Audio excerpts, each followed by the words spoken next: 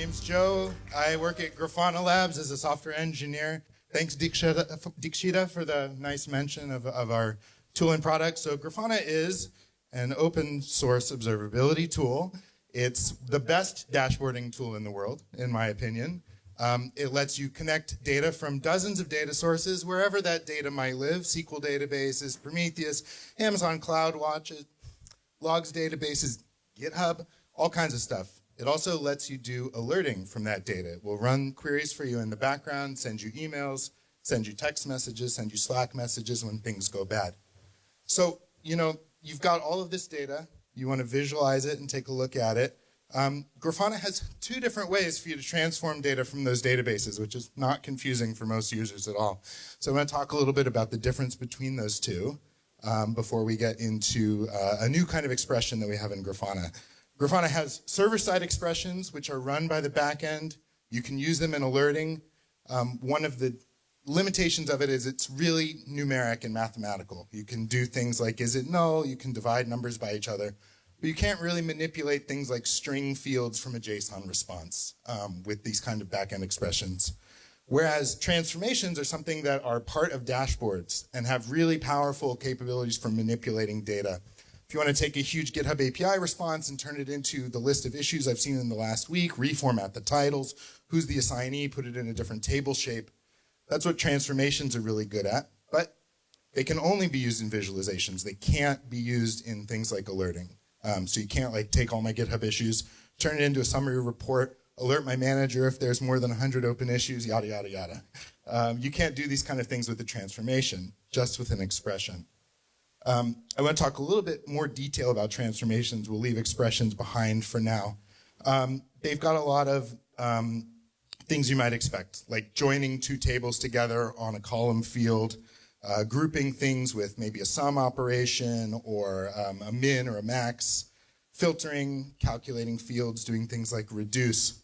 You build up a pipeline of transformations. Those transformations are applied in order to data you have. So I'm going to walk through an example here. I chose a bad green, apologies, of taking a query of customer billing data from two different databases. This is more common than you might think in large organizations. You don't end up with all the money information in the same database. Taking a query, extracting some fields, joining them together to eventually end up with revenue by customer by quarter kind of visualization, right? What we have in this field is I billed customer 1 $1,000 in Q1, or $1,000 in December, January, February. I need to say, oh, that's Q1, right? You just have line items in here, and we want to turn it into this nice summary thing. You probably know how to do that in Excel. You probably don't want your CFO editing the Excel sheet directly, so giving him a visualization like this is quite valuable. All Grafana queries create these sort of data frame shapes. It's a table. It's a set of tables that come back from anything, and you get, what looks like a SQL table to manipulate. So in the query we just talked about, I need to try with gamma on my presentation before. This was all very subtle. You can see, we get two sort of square shapes out. We reduce these by extracting fields, turning a green square into a green rectangle, a blue square into a blue rectangle, joining them into a purple rectangle, and then summing by this group by field to get the final evaluation. That's nice. We can do all this with Grafana transformations, but I had to write 4 transformations to do a pretty simple thing that you can probably figure out how to do in a single SQL query, right? If all of these were in one database or 2 tables in the same database, I would write something that looks like this. This is a language all computer science students tend to learn. We've had it in our pocket since the 1980s. If everything's in the same table, it's really great. And you know what else? LLMs are really good at writing them even if you don't know the language. There's a lot of advantages to SQL. So this is that same transformation rendered as SQL. 2 different tables, A and B. So we take the customer ID, the quarter, we sum the revenue from one table, the charges from another table, because for some reason our 2 engineers named the columns differently and we don't want to migrate everything, on a join. And that's what that same four-stage pipeline does, right? Here we have a single expression. A computer can compile that down into a nice actual processing of the data. So, this is easier for a lot of people to work with. If your data is in the same database, you just do it this way. But if you're grabbing data from multiple places and you need to combine it, that's something you weren't able to do in Grafana Dashboards before. But in Grafana 12, which came out a little bit less than a year ago, we first added SQL Expressions to Grafana. So now you can write SQL on results from almost any data source query across different data sources, transform them into the shape that you need them. So they can work with strings in the way that I said expressions previously couldn't, right? It was just numeric computation. These can do more complicated manipulations of your data, and they're server-side expressions. I mentioned the difference between expressions and transformations. These are server-side expressions, which also means you can write a complicated SQL query across multiple data sources and use it as an alerting rule. So if you have, these, it's admittedly a little bit exotic, but if you have complicated data processing needs, this is also something you can use in alerting, which was previously not really possible for a lot of things. We have a really nice editor for it. We have this is all OSS, by the way. We have nice autocomplete on both the syntax of SQL and the data that is in the queries you're doing. So if you write your data queries first, we'll load a sample of the data, you'll see what the columns are, and the autocomplete can even help you with the columns, the shape of your data, the types of the data that are in there.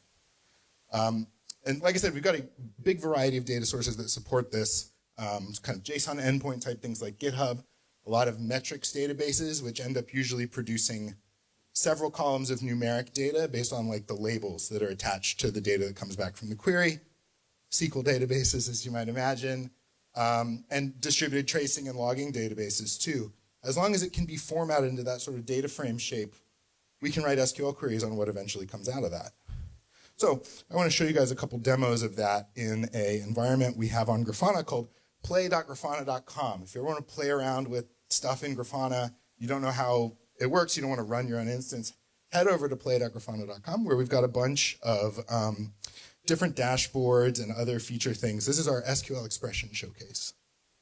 We're going to be, as we walk through, we're going to be looking at a sort of base query from a PromQL dashboard that is very simple. It's just the CPU seconds of a process over the last 5 minutes. A very simple rate query. We're going to start with that and kind of reshape it through a variety of examples. So here's the first one, which is selecting over that time window just the top 10 samples.